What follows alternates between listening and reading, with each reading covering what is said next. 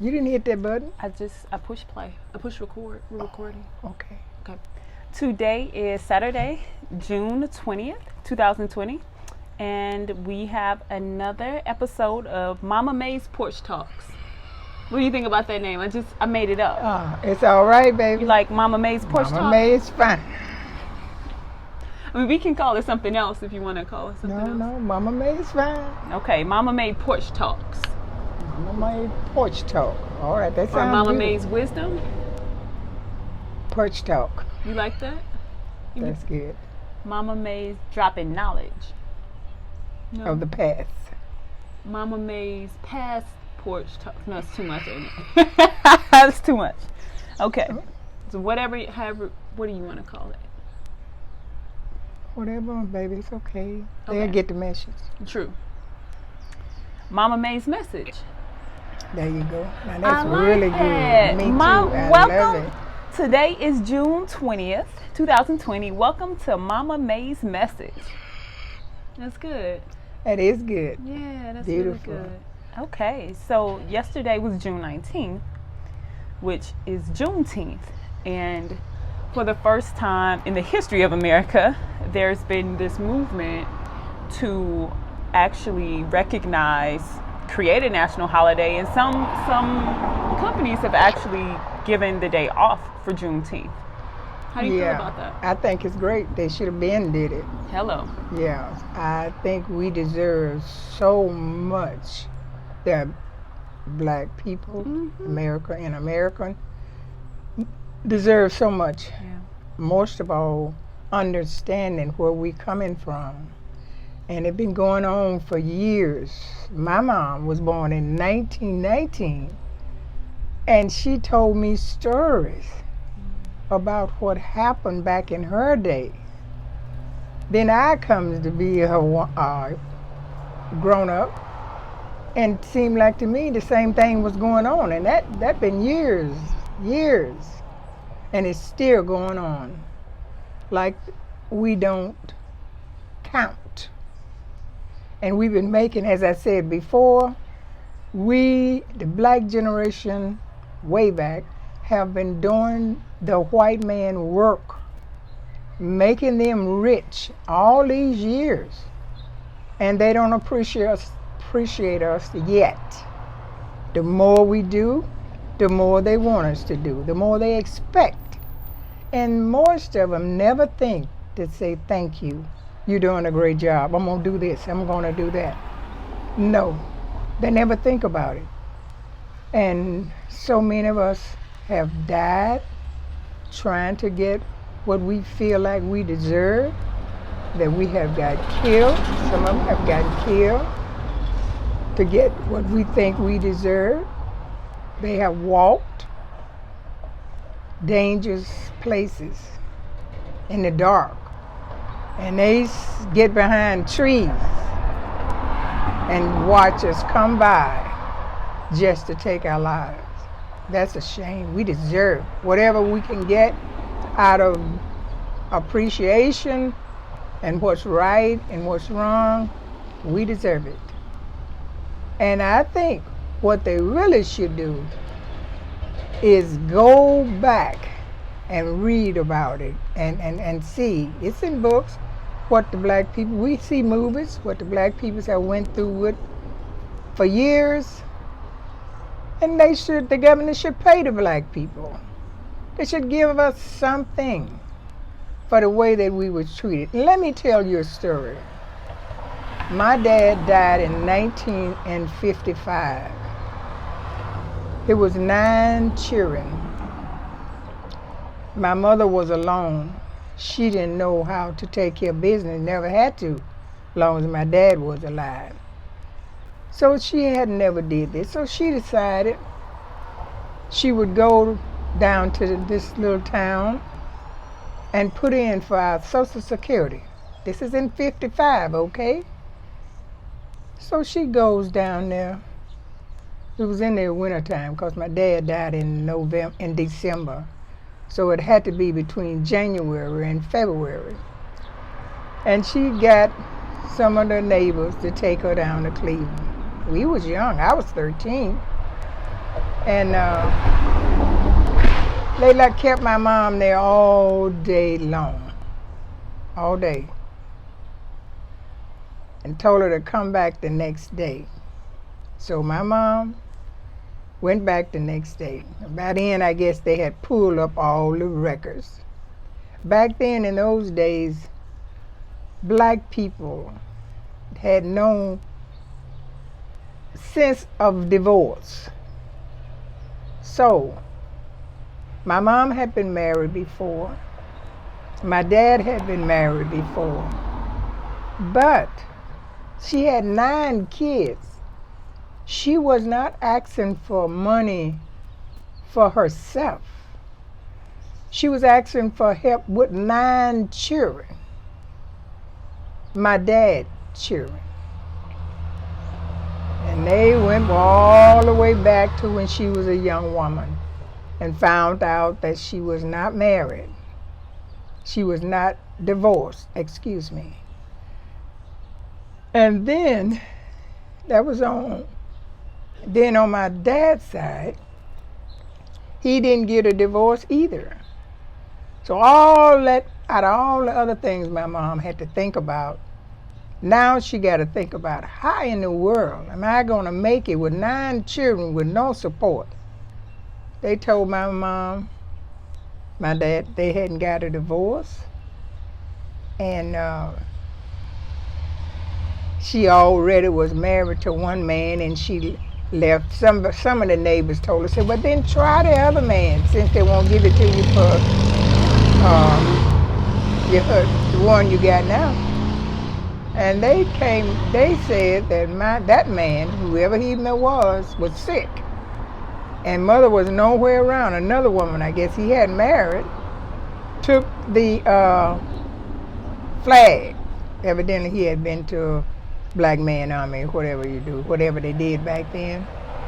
And they gave the flag to that lady. Now, okay, they stopped my mom from getting help with us, the children.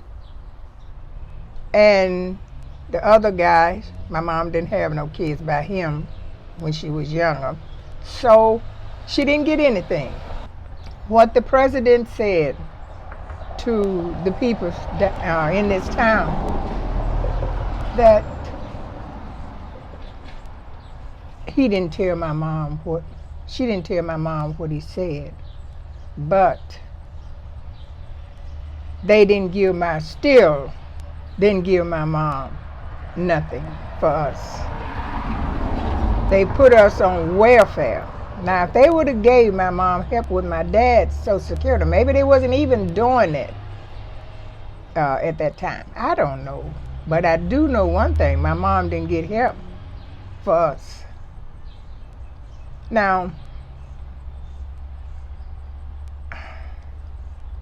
it always been a puzzle to me, because I see grown people, white or black. I have listened to them talk. And some of them haven't never worked a day in their life, and they still get Social Security, or they still get welfare. But they refuse to give my mom. I feel like the governor of this United States of America, they owe us. They owe us for those years. They really do. So for some people who haven't seen Mom's Facebook Lives and know her story, understand that Mom is not suggesting that they should have gotten Social Security to help simply because they should help. Mom, will you talk a little bit, or a lot, about what you all went through growing up, what your mother went through, what your father went through, what the 9 of you all went through in rural Mississippi, and that'll help shed a light when Mom says Black people deserve more, and Black people deserve more support because of the work that they did, essentially free labor. Oh, honey, where do I start? As I said, they made it sacks. My mom made sacks for us when we was about 7 years old. and we put those sacks on our back, and that's when we was trained how to do this work that we had to do in the field. And So you all lived on a plantation, we lived on a plantation, yes. and there was you were one of a number of families Yeah, that lived on the plantation, yeah.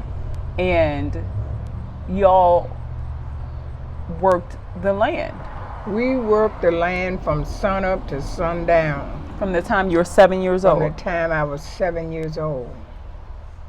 And we ate on the, we didn't go to the house to eat dinner. And no mention no breakfast. My mom would bring us a bucket with fried sweet potatoes, a little bacon, enough for us to have one piece among everybody have one piece of bacon. Biscuits, that was for dinner. When we got through eating, we would go back to the field. We never did get out the sunshine. We would be right on the end in that sunshine.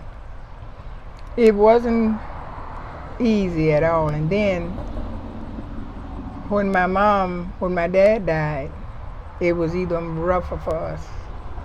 Because what my dad, probably word didn't mean much, but if any put down or either making it hard, we didn't feel that because my dad took it all.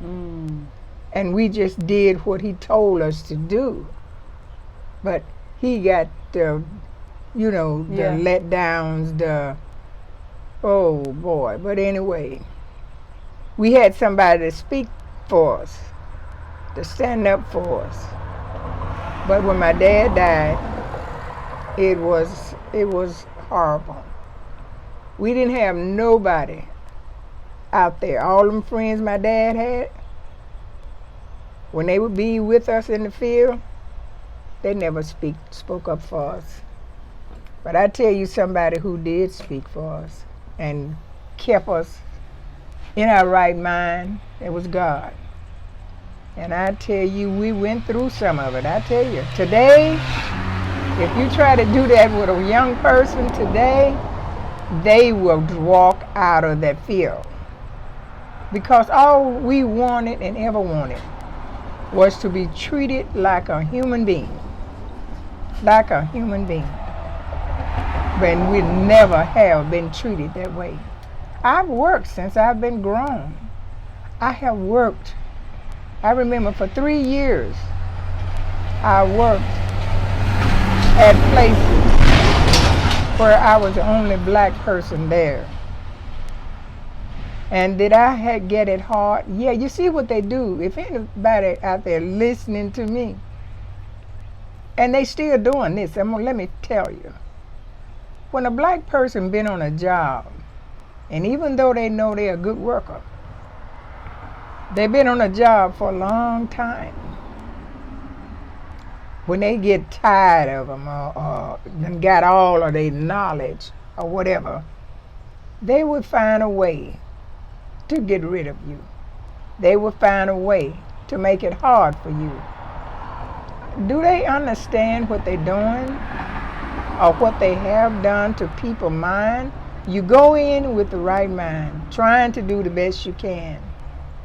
And then, after that, you be kicked down by the people you thought had your back. And then you got to start all over again. That is not easy to do. But me, I had 3 babies. And I felt like it was my job to do whatever I had to do, because I refused to get on the welfare. Welfare is a letdown to me, but some people, need it. Yeah, some people But need I it, and said, it helps. Yeah. And WIC and all of that, Yeah, it's good absolutely. because it provides, nutrition for But kids. I always said, as long as I got my health and strength, I don't care what I have to go through with, I'm going to do it to take care of my kids without getting on the welfare. And I did that, but it was hard. Sometimes it would be so hard until I would go back in the bathroom. I refused to let them see me cry. At work? Or Yeah, at work. At work. I would go in the bathroom and I would just cry. I would cry until I let it all out. And then on my way back, I would feel my strength. I would feel like I can handle this. And I know that nobody do that for me but God. Because we talked all the time. I had nobody else to talk to. Lunchtime, sitting around people. Because I'm a person like this, always have been, and probably always will be. I can feel it. Yeah. I think God put that in me, like say, get back, get away. This is evil. And I would feel so, you know how you feel when you can feel that? Absolutely. You can feel the energy. The hate. Yeah, the negative energy. Yeah, because I was working around these two sisters. One was on one side of me and one was on the other side. So help people understand where you worked and what type of work were you doing? I was working at a factory and I was running a machine. Machine is very dangerous. You got to concentrate on what you're doing. But sometimes it would get so I cut off half of my thumb. I remember that growing up. It was like this fake plastic thumb that you put on. Be like, Mama, what happened? Yeah. You'd be like, oh, baby, I was at work. Thinking about you all. Yep, thinking about y'all. Slice my finger off. I'm like, oh God. Thinking about what I was going through. That's some serious love to slice your finger off thinking about somebody. And then I remember one day we had a meeting in the lunchroom. And at that time, I had to take you all to the doctor for y'all shots, y'all checkups. So we were little? Yeah. And every day, I was at work every day. But when it come time to take you all to the clinics, I refused not to take you to the clinic. I was going to take you. And I remember we had a meeting because I was the only one who had little children, little babies. And they had a meeting. And this woman came up, the manager, the president or whatever, she came in there and she said, y'all gonna have to, the one with kids, you know I'm the only one got babies. She said, y'all gonna have to find another time to take your kids to the doctor, your babies to the doctor because I need you. Now listen, I was going to work.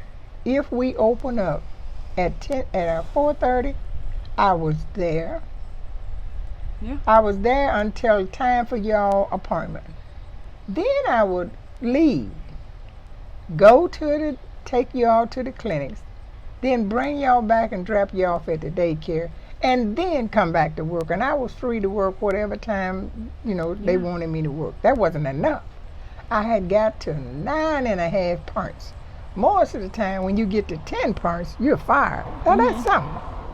If you get to 10 parts, they give you that letter, you're fired, you're terminated. And how am I going to do this? My babies is very important to me. I have to take them to the clinic.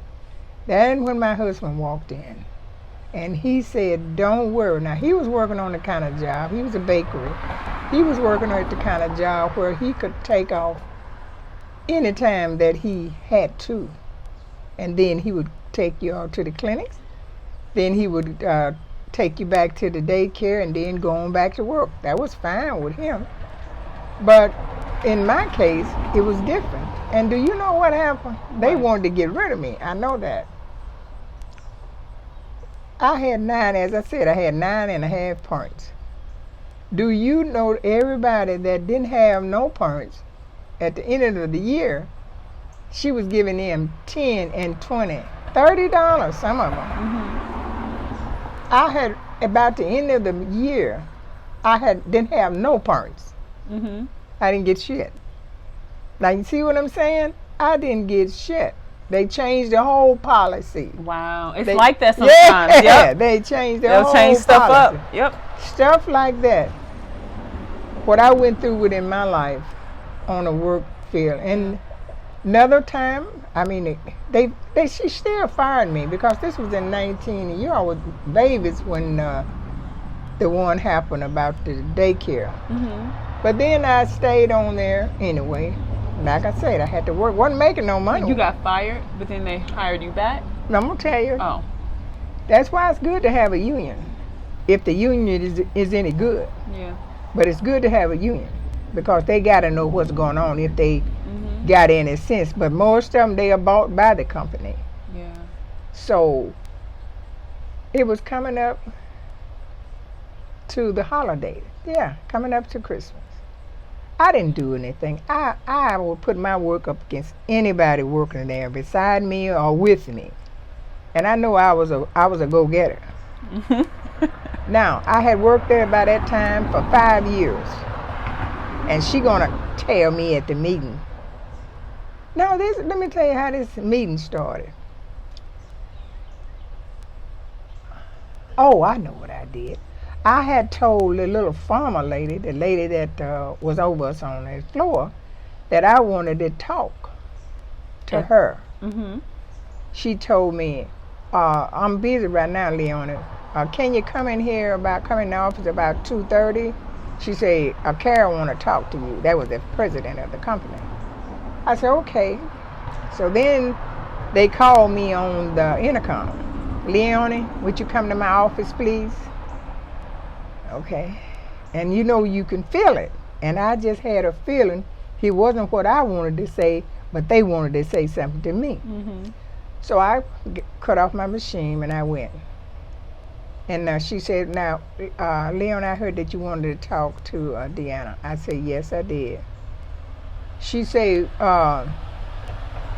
well, this was the president talking. She said, well, listen, we had decided anyway to let you go. I said, what? You had decided to let me go for what? She said, well, you ain't fast enough. Come on, what are you talking about? I have run that department all by myself. Right. For years.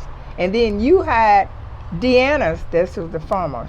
I said, you had Deanna friend and put her on, you wanted me to train her on my machine.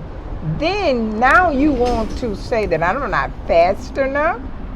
I said, bullshit. I said, and if you feel like I'm not fast enough on that machine, I would love to be able to get my job. I say, and I know you have a 30-day trial. Mhm. If you transfer to another job, you have 30 days. But they can't fire you. They put you back on your other job. But I know what you're saying is not true. Oh, she went on and on and on. I said, well, I tell you what. She fired me on that day. I said, well, I tell you what. I'm not going to waste my time talking to you. You ain't going to listen to me anyway. I said, but I know who will listen to me. I contacted the union man, and he said, Leon, I've been there. I've seen you work. Yeah. He said, you think they purchased? I said, I don't think it. I know it. Yeah. With me being the only black person there, I said, I know they prejudice. So it went on that was in October. I never will forget it, October the 16th. Then, coming up to Christmas, she had the nerve to call me and say, Leonie, this is Carol. I said, yeah, I know who you are. She said, how's the kids? I said, they're doing fine. Well, listen, you would never get back in here, she told me. What? You would never get back in here. She said, but I do want to give you 3 years service pay. I said, y'all going out of business? She says, oh no. What? I say, well, what am I doing with service pay? I say, the only reason I would get service pay is that you all was going out of business. And you all ain't going out of business, then I don't want your service pay. Okay, that went on for October, November, and then the 6th of December, she called me. No, union man called me first and told me they was going to have a meeting. Girl, Angie, I tell you, what do you go through for your kids, for your family? What happened? You just like you're in prisoner. At that job? At the job. You go in there. Nobody say nothing to you. Nobody talk, nobody eat with you. Can you imagine You a black person, and you standing around people. Nobody say, good morning, Leonie. How you doing today, Leonie? Nobody says nothing to you. You go through sanitary treatments all day long. It's like solitary confinement. Yeah. No one's saying anything to you. You're invisible, nothing. basically. Right. Like they're treating you as if you don't even exist. That's what I'm talking about. Yeah. That's what I'm talking about. And I went through that until the place went out of business. For how long? 97. For- 19 from what year? From 1950, because you was about 1953. Let's say 4, because I stayed with you, at home with you a long time. 1954? 1980. 1984. 1984. I wasn't born in 54. I know. 1984. Okay. Me, Thelma, Marvin, and Sabrina went to that place to put in an application. Mm-hmm. They didn't hire none of them. They hired me. Okay. So from 84 to 97 for 13 97. years? I stayed in there. And wait a minute. They went out of business. I didn't quit. Everybody that I had worked at for, and they went out of business, I got a service pay. Mm-hmm. They didn't give me nothing. And we was in a union. Nothing. So from 1984, I know the place you're talking about. From 1984 to 1997, you worked there for 13 years. 13 years. And they went out of business and did not give me not one penny. Talk a little bit about the work that you did and how much you were paid. I know. We know that pay disparity is real. So let's talk about the work that you were doing. I think because a lot of factories now don't exist in the U.S., a lot of people don't have a context for what it means to work in a factory. And I remember being a kid going to the factory where you worked and being like, whoa, it's hot as hell in here. Oh, yeah. It's all concrete. There are these big fans. Yeah. We didn't get to go in often, obviously, because there isn't a lot to do in there. It was for people who worked there. And it was hazardous if you weren't trained to be around specific machines and materials. Indeed. So can you talk about what it was like in the place you work, and then how much you were or weren't paid? I was bringing home $157 a week. $157 a week. And I only had $7 to spend because you all like McDonald's. We did. Naturally. We did. That was every the Friday. That was the $7. Every Friday. I couldn't get nothing except a cup of coffee because y'all burgers took up the Happy Meal. Mm-hmm. So I would go there, let y'all eat at McDonald's and get your little prizes or whatever. Mm-hmm. Then we would go home. Now, I'm sure I didn't have that much left over once I got through paying my light bill, my rent, daycare. Yeah. But I toughened it out and made it through that. But it wasn't easy. No. It was pretty amazing as kids, we didn't know that we didn't have stuff. We had an incredible childhood. I know you did. Full of love and all the toys and things that you can imagine. And when you're a kid, you don't fully understand what your parents are going through because you can't, because you haven't lived long enough. But now as an adult, hearing you recall what happened, yes, Lord, it makes sense why home was the safe space. Why like you gave us all the love. You all gave me so much happiness when I would get home. And there was a reason for me to be strong. I couldn't weak out. I couldn't, give up. And I felt like I had the mind to push myself. And the more I pushed myself, the more God gave me more strength. And some days I would be thinking, where am I getting this strength from? I'm tired. I know I was tired, but yet and still every morning, sometimes I would be so tired, I would cry my way home and ask God to give me the strength to take care of you all when I got there, and He did. Give me the strength to take care of you all and get up the next morning on the same thing. Whatever time of work they told me to come in, I never said no because I got kids. Yeah. You know, Now, what time did you have to go to work? And then The let's go back to regular hour. what life was like in the place that you worked. oh God, Angie. It was one of the sisters told me one day. As I said, I was the only black woman there, and she would always sit in the bathroom. We had a table, a coffee pot, and we were sitting down talking. And she confessed. She told me she used to, what is that word, admire me or... She was intimidated? It wasn't intimidated, it was something else. But she told me she felt like that about me. I said, how can you feel like that when you don't even know me? You know? And I still say that today. A lot of people is like that. They would look at a person and say, I don't like you. Black and white would do that. I don't like them. I don't, But you don't even know. Get to know a person before you say, I don't like that person. Because there may be some good there in that person. It may not even be in you. You know what I'm saying? Hello. Yes. So I told her, I don't know why. I say, I'm always the same every day.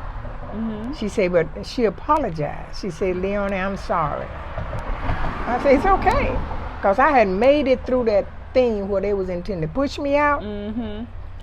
I had made it through there. I really have. Yeah. I had made so much so until I was the last one there. The rest of them was gone. Yeah. Okay. One day we had a black truck driver, and he came in. That was before they shut it down. And he said, Miss Leonia. I said, yeah. He said, what are you going to do? You going to retire? I said, no, I'm not going to retire. He said, well, you going to get you another job? I said, yeah, I'm going to try. So he said, okay, here's a couple of applications to phone product. That's the one you talking about, phone product. Yeah. I came from flexible phone. I said, okay, give it to me. So I came home that day and I told my husband about it. It was on a Thursday. We didn't hesitate. We got in the car and we went out there. He was George, he was such a nice man.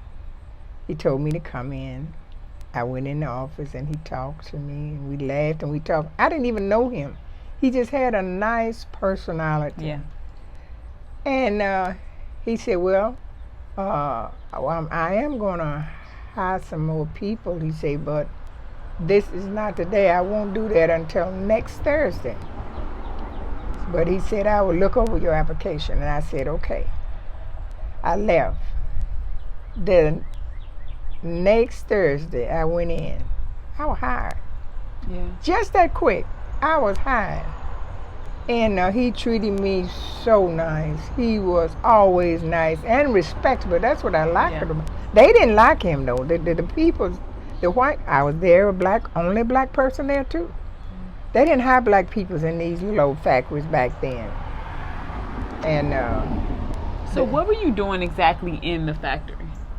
When I left from Flexible Farm. What were you doing there? Like, what was your day-to-day work? I was a machine operator. We kind of did a machine? lot of work. Walk, you saw, it's a big machine, got a big table to it, and you have to push it. What are you pushing? The board, the table. The sauce stays in one place. So all you do is push your machine. You got your material on there, how you're gonna cut it and everything. So you have to measure out the what you're gonna amount cut based on the order that the company has. That's right. And we did more work for Cheering Factory. Design. Factory? Yeah, we designed animals, and different stuff for children. So it was the foam that goes in, like that little thing your couch cushions. Yeah, that's right. Toys. That foam. The factories that you worked in, y'all would like cut it, and then ship it to whoever, and they would design it or put coverings on it, all of that. That's right. But every day you worked with a power saw. Like the machine was this massive saw. That's right. And you had to measure out the parts and cut it and to then whatever. some of them, that's how I cut my thumb. You got a piece 4x4x10. Now you got to take. This is a good example right here. You got to take you got to take that phone. Now, like Sorry, this Mom. here, this look like a 4x4x10. But anyway, you got to take it. You got to take it and hold it like this. Right dead in the center. And you got to slide it. Yeah. Like that. I get that. You got to hold it steady because if you don't, you can hit because your hand is right there. Oh, Lord. Girl, I was all down on. I got it. It's okay. I got it. I'm down on the floor. The fat part of my thumb is laying there on the side of the saw. Oh my God. But that didn't scare me enough. So cutting your thumb off wasn't enough to stop. No. And then I came to this place. They needed somebody to put parts together for, what's the name of this company? God dog. I can't even think of the name of the company. And definitely, I was that person to do that. So he had somebody to train me. And when you want to learn something, you're going to get everything that they tell you to do. Yeah. And I was able to handle it before a week was over by myself. Of course. Then,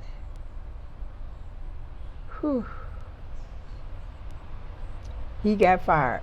This sweet, the person who hired you got fired. That sweet, kind person. They didn't like him because he was a boss, kind of like what people really liked it to have. I mean, he didn't come in there and waste time with all of them and forget about me. Yeah. You know, he came up to everybody, and he spent more time talking about me because I was talking about you all, and he was asking me questions about my children. He had only one daughter, and he said he wished I could be around that daughter so he, I could give train her all her. the goodness that you gave us. So they would notice it, and every time they didn't like him. So they got rid of him. And that's when it started. Oh, Lord, I didn't think I would ever. See, that's what the thing.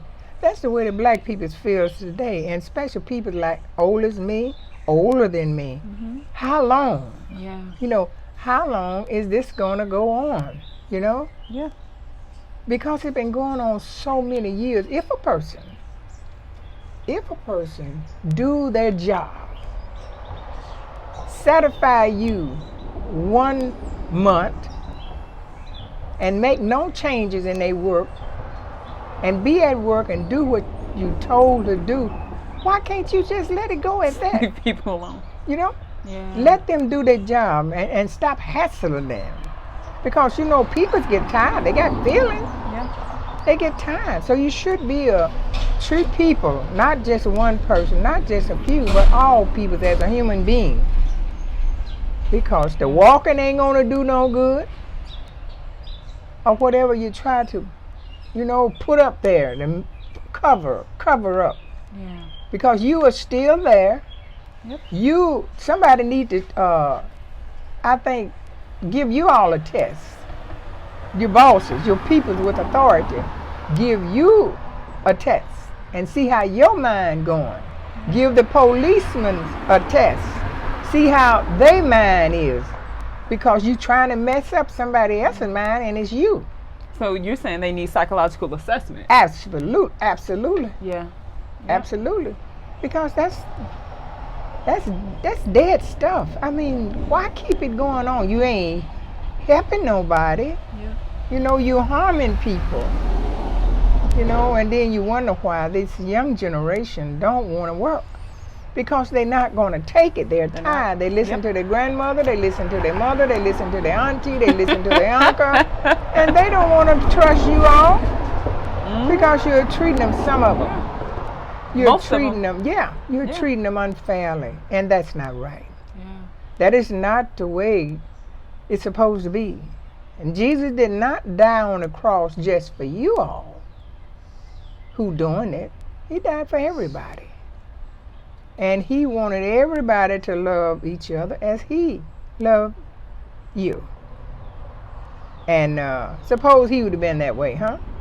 Suppose he would have just said, oh, I'm not going to love these black people here. I'm just going to love the white.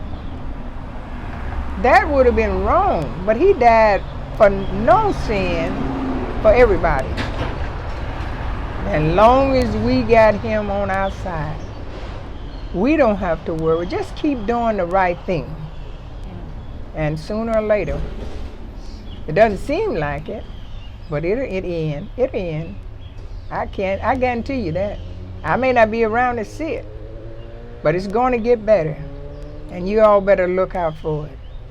So if you have a heart, and I know you do,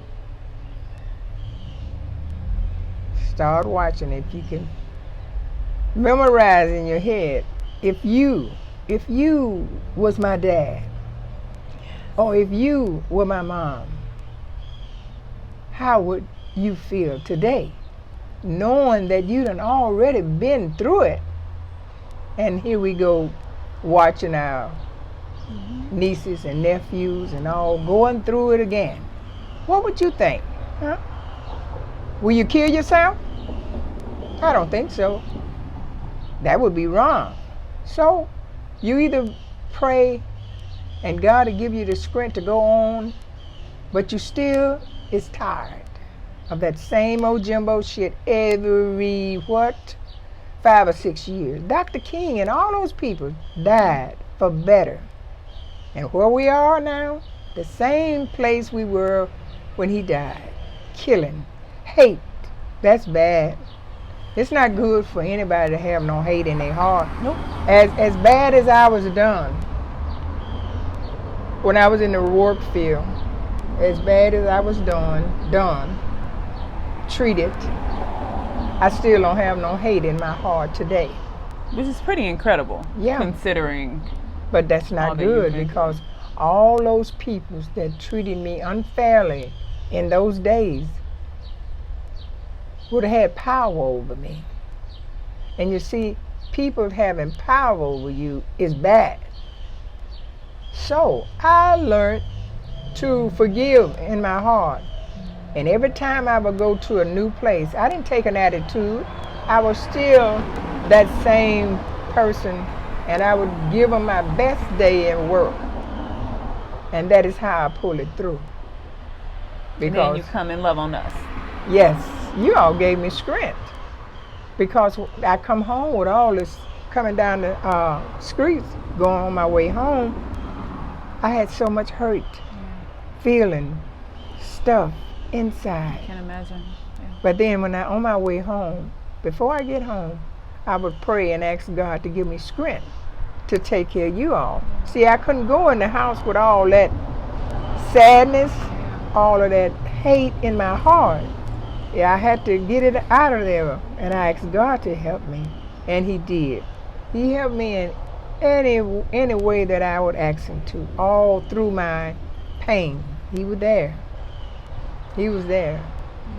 And I hope and pray that these black people that's being hurt on jobs just because they're black, I hope some kind of way they can listen to what I'm saying.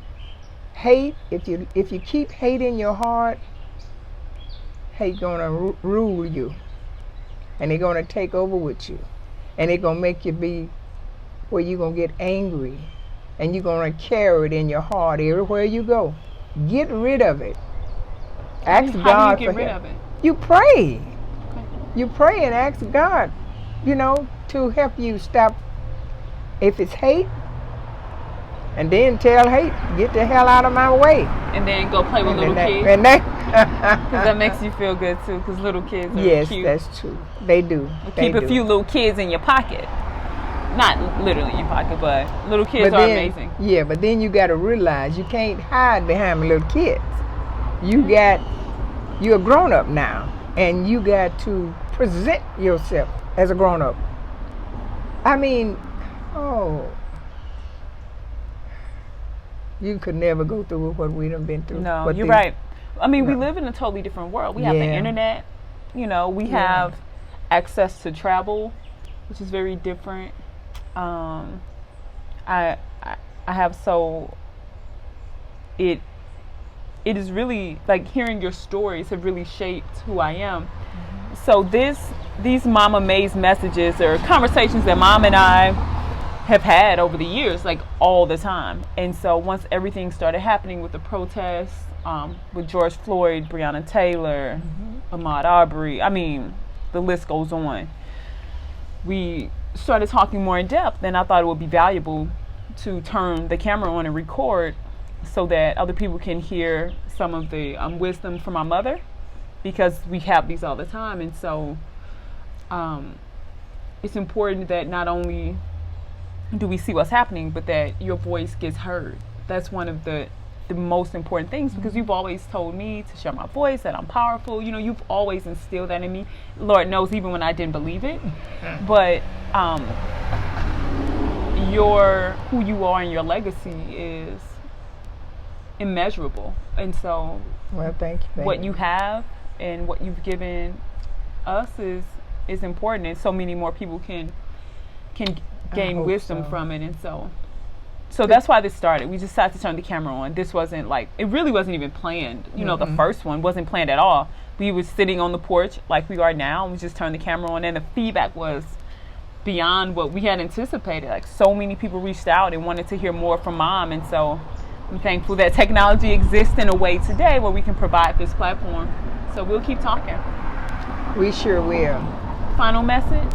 Finest message is don't try to do anything without talking to the King. Before you make a decision, ask him to go with you. Before you go walk into a place, sometimes you can't do things yourself. Lord. You know, you need somebody to go along with you. And who is the better somebody that you can take other than Jesus? God. Take him with you. He will open the door. If they say they're not going to open the door, he would open the door already when you get there. It'll be open. Come in. What can I do for you today? That's God's way. Now, you can just sit down on yourself and wait for somebody to come and do it for you. Give you a job if you want one. But that ain't going to happen. That ain't going to happen. And if it did happen, you know what's going to happen? If they get you one, they going to look payback. You know? They going to look for you to pay them back for getting that job, for speaking up for them. But God ain't going to charge you nothing. I would rather to do work with him. I would rather to talk to him about my situation and stop all the hate. Because you got, whoever you may be and hear my voice, you got everything that you need inside you. Everything. God put it there. When he created you, he put it in you. And you're great. You are great. And you got the power because he put it in you to do what you have to do. I didn't say kill nobody. To be a man, you got it in you to be a great man, great woman. So that's all you got to do. And he will give you the strength you need. All the men's out there, this is Father's Day weekend coming up. Happy Father's Day. And be strong men for your family. And tell your wife you love her. Well, thank you, Mom. Thank you so much. I love you so much. I love you too, baby. Thank you for all of your wisdom and for sharing, and always being willing to try something new, you know, to turn the camera on. Oh, yeah. We're very blessed to have you as our mama. Thank you. Thank you, baby. So thank y'all for joining and for listening in, and we will be back. What do you think? Maybe once a week we can do this? Yeah. Yeah, we'll do it Definitely once a week. so. We'll do this once a week. Definitely so. Mama May's message. You got your book, honey. Bye, y'all. You got the name of the book.